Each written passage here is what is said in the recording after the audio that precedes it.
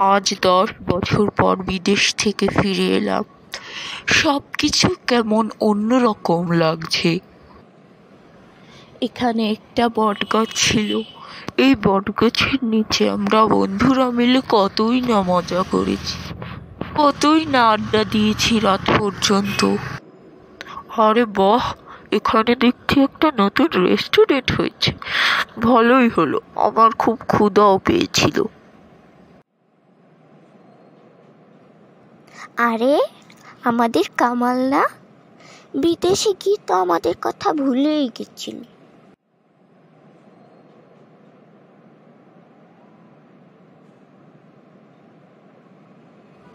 না বন্ধু, তোদের কথা ভুলিনি আমি।